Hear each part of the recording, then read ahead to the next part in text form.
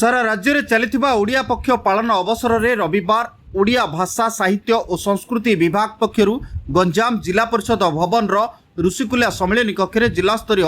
वंदनीय बरपुत्र कार्यक्रम अनुष्ठित होईछि। छत्रपुर साहित्य संसदर सभापति ब्रजमोहन आचार्य सभापतित्व में आयोजित उक्त कार्यक्रम में गंजाम जिलापाल भी कीर्तिभाषण मुख्य अतिथि भाव जोगदे ओडिया पक्ष 2026 पालन अवसर में ओडिशार विकास और गौरव में अतुलनीय अवदान रखिथिबा महान व्यक्तित्व त्याग निष्ठा को स्मरण करने जिला स्तरीय वंदनीय बरपुत्र आलोचना चक्र और कविता पाठोत्सव कार्यक्रम गठन और विकास रे कार्य करथिबा बरपुत्र मानक त्याग को मने पकाइथिले। सही बरपुत्र माने ओडिशा को एक स्वतंत्र परिचय देवाई जो स्वप्न देखिथिले ताकू साकार करबा आम समस्तक दायित्व बोली कहिसेंति जिलापाल। ओडिशा स्वतंत्र प्रदेश गठन में जो महापुरुषों अवदान रहितला सही बरपुत्र मानक स्मृतिचारण करा जायतिला। बरपुत्र मानक फोटोचित्र रे सामूहिक माल्यार्पण और सम्मान चढ़ाइबा सहित सेमानक जीवनी आदर्श उपरे चर्चा करी युवापीढ़ी को अवगत कराइबा पई जिलापाल समस्त को आह्वान दैछथि। ओडिया पक्ष पालन अवसर रे आज वंदनीय बरपुत्र सम्मान जनाइबा उद्देश्य रे गोटे सुंदर कार्यक्रम आयोजन करा जायछि एवं एटी गंजाम जिलार विभिन्न अंचल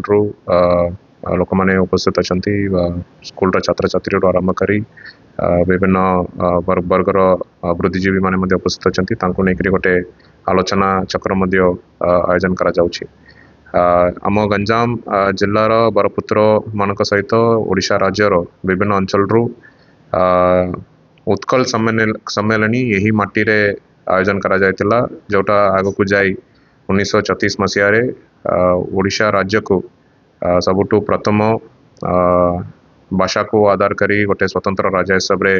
गठन हेबार गोटे संभावना से देइछंती एवं हमर जतिकी बरपुत्र माने अछंती निश्चित तांकर ओडिशा प्रति जहाँ स्वप्न रहिला हम समस्तंकर भूमिका रही आम समस्तंकर कर्तव्य रही